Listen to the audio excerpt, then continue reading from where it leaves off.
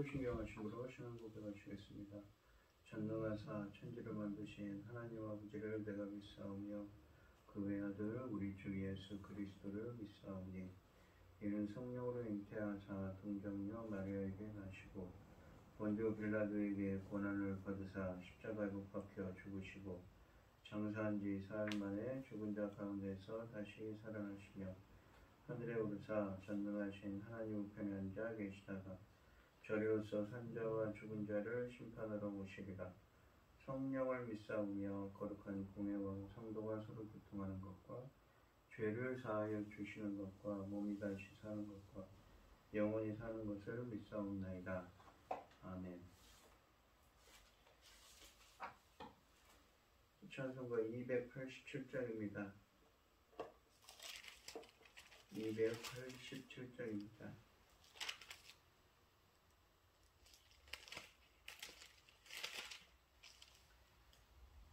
예수 앞에 나오면 죄사함 받으며 주의 품에 안기어 편히 쉬리라.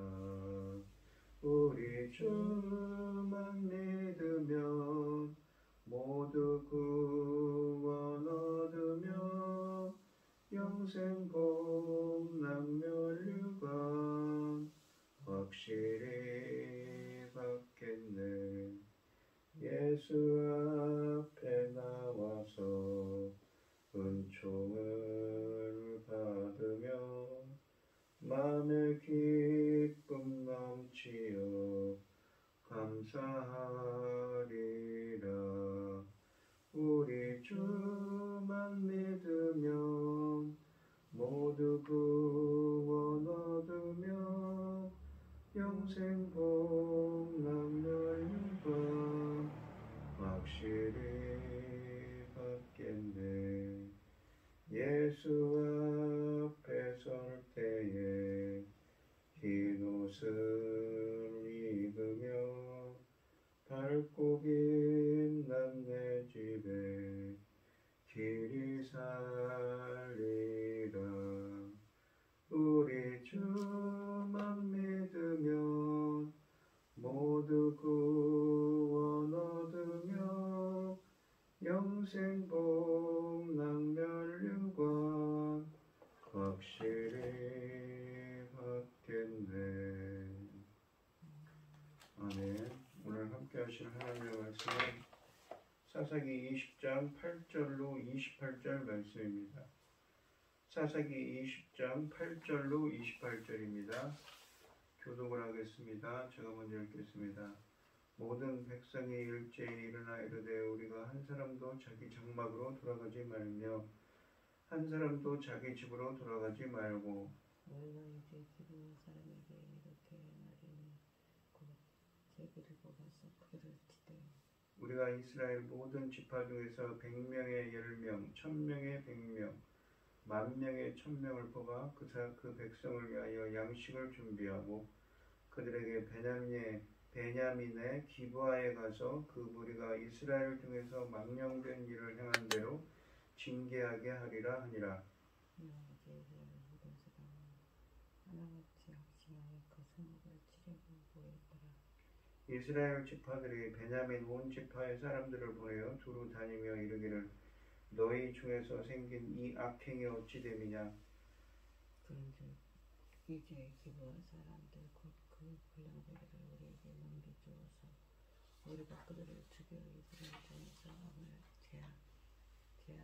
제하여 버리게 하라 하나 베냐민 자손이 그들의 형제인 이스라엘 자손의 말을 듣지 아니하고 도리어 성읍들로부터 기브아에 모이고 나아가서 이스라엘 자손과 싸우고자 하니라. 그때 성읍들로부터 나온 베냐민 자손의 수는 칼을 빼는 자가 모두 26,000명이요 그 외에 기브아 주민 중 택한 자가 700명인데 이 모든 백성 중에서 택한 700명은 다 왼손잡이라. 물매로 돌을 던지면 조금도 틀림이 없는 자들을 이더라. 베냐민 자손 외에 이스라엘 사람으로 칼을 빼는 자 수는 40만 명이니 다 천사 이스라엘 자손이 일어나 베델에 올라가서 하나님께 여쭈어 이르되 우리 중에 누가 먼저 올라가서 베냐민 자손과 싸우리이까 하니 여호와께서 말씀하시되 유다가 먼저 갈지니라 하시니라. 이스라엘 자손이 아침에 일어나 기부하되 찬양하시니라.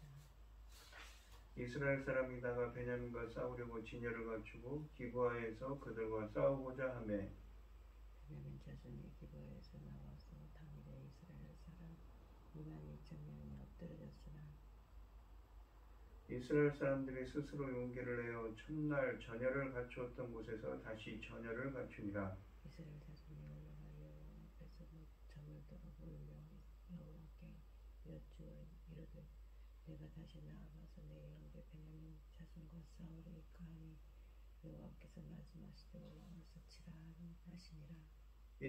그 이튿날에 이스라엘 자손이 베냐민 자손을 치러 나아가매 베냐민도 그 이튿날에 기브아에서 그들을 치러 나와서 다시 이스라엘 자손만 8,000명을 땅에 엎드려졌으니 미카를 빼는 자들이었더라.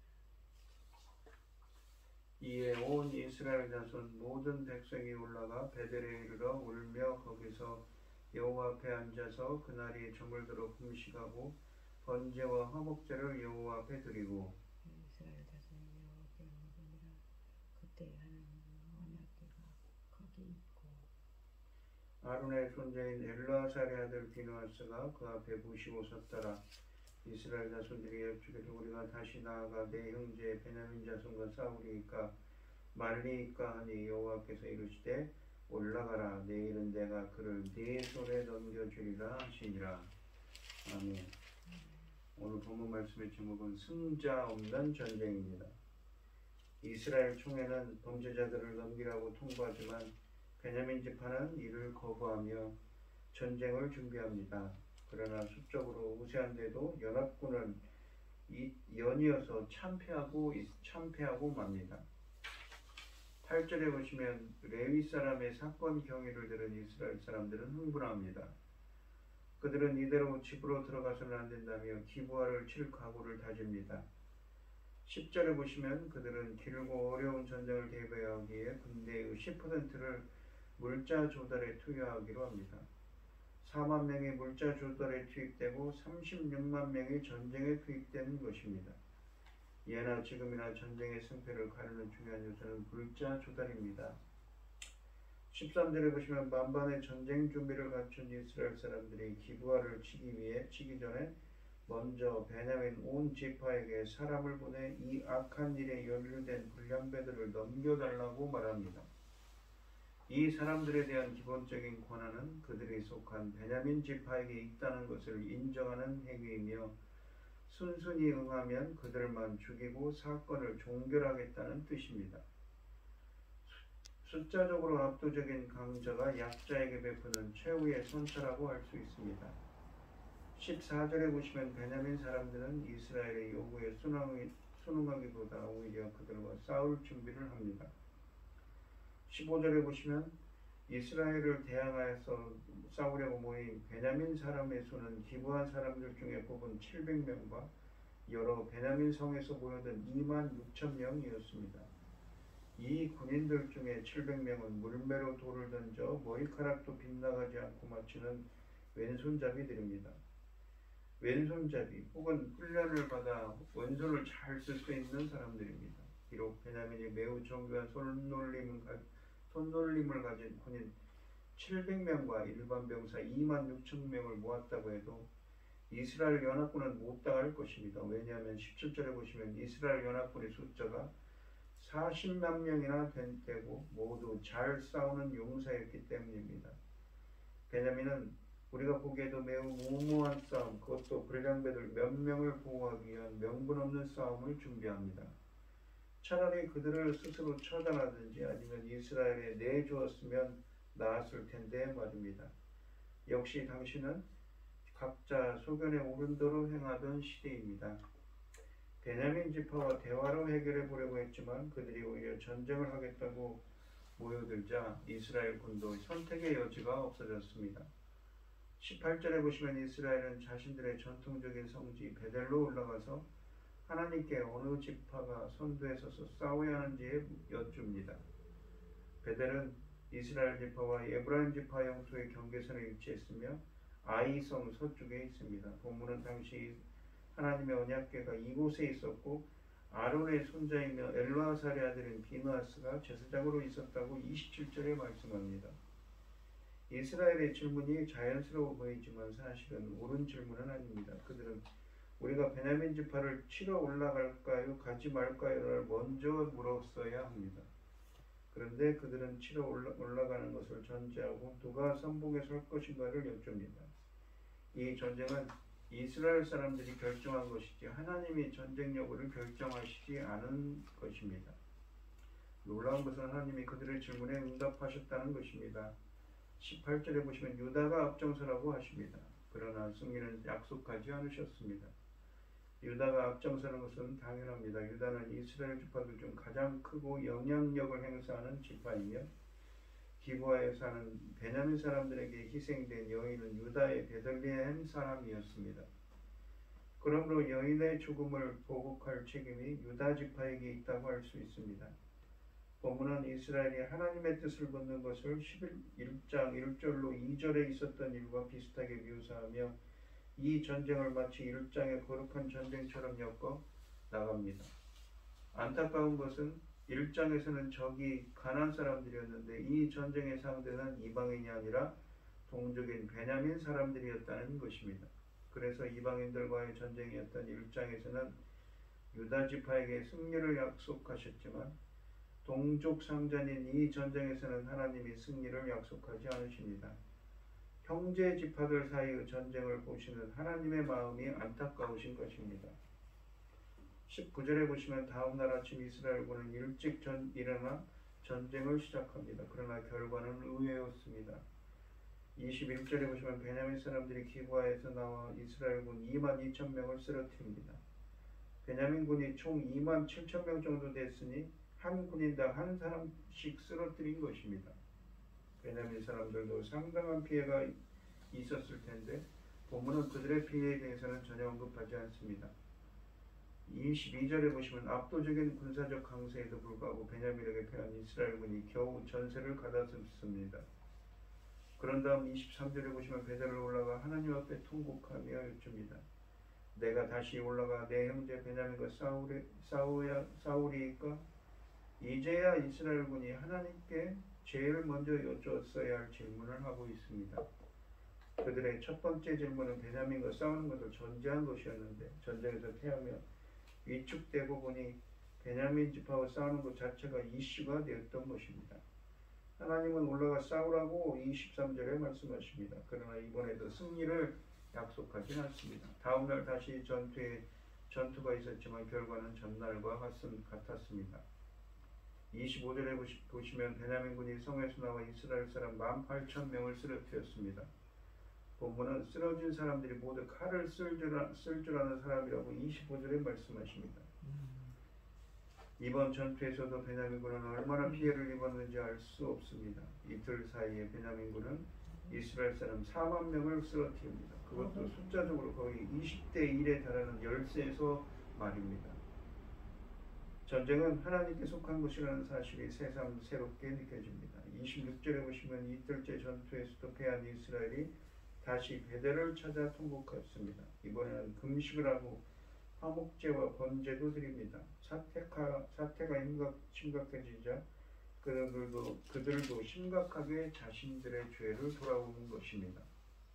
하나님이 지금까지 이 순간을 기다렸습니다. 본문은 그들이 번제와 화목제를 베델에서 드릴 수 있었던 것은 당시 하나님의 언약궤가 그곳에 있었고 비느하스가 제사장으로 섬기기 있었기 때문이라고 27절과 28절에 말씀하십니다.